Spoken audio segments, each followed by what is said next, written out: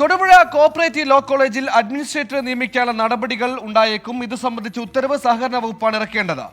Administrator ഭരണം ഏറ്റെടുക്കുന്നതുവരെ college അടച്ചിടാനാണ് മാനേജ്മെന്റിന്റെ തീരുമാനം.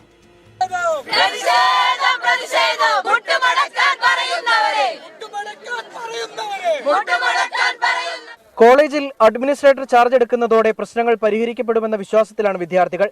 ഇന്നലെ സബ് കളക്ടറുമായി നടത്തിയ ചർച്ചയിലെ ഉറപ്പിന്മേലാണ് വിദ്യാർത്ഥികൾ ആത്മഹത്യാ ഭീഷണി മുഴക്കിയുള്ള സമരം അവസാനിപ്പിച്ചത്. കോളേജിൽ അഡ്മിനിസ്ട്രേറ്റർ ഭരണം ഏർപ്പെടുത്തും. മാർക്ക്ദാന വിവാദം യൂണിവേഴ്സിറ്റി സമിതി അന്വേഷിക്കും. റാഗിംഗുമായി ബന്ധപ്പെട്ട പരാതി നിയമപരമായി പരിശോധിക്കാനും സമരത്തിൽ പ്രതികാര നടപടി ഉണ്ടാകില്ലെന്നുമുള്ള തീരുമാനങ്ങൾ വിദ്യാർത്ഥികൾ അംഗീകരിച്ചു. നമ്മളെ ഗവൺമെന്റിന്റെ പ്രതിനിധിയായിരിക്കും ഇനി നമ്മളെ ഈ കോളേജിലെ വിദ്യാർത്ഥികളുടെ എല്ലാ പ്രശ്നങ്ങളും കേൾക്കാൻ നിൽക്കുന്നത്.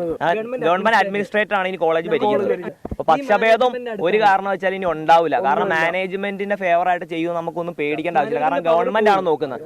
പ്രിൻസിപ്പാളിനെതിരെ നടപടി ഉണ്ടായില്ലെങ്കിൽ പ്രതിഷേധം ശക്തമാക്കുമെന്ന് വിദ്യാർത്ഥികൾ മുന്നറിയിപ്പ് നൽകി. നിലവിൽ അഡ്മിനിസ്ട്രേറ്റർ എത്തുന്നതുവരെ കോളേജിൽ ക്ലാസുകൾ ഉണ്ടാവില്ല. 24 ഇടുക്കി.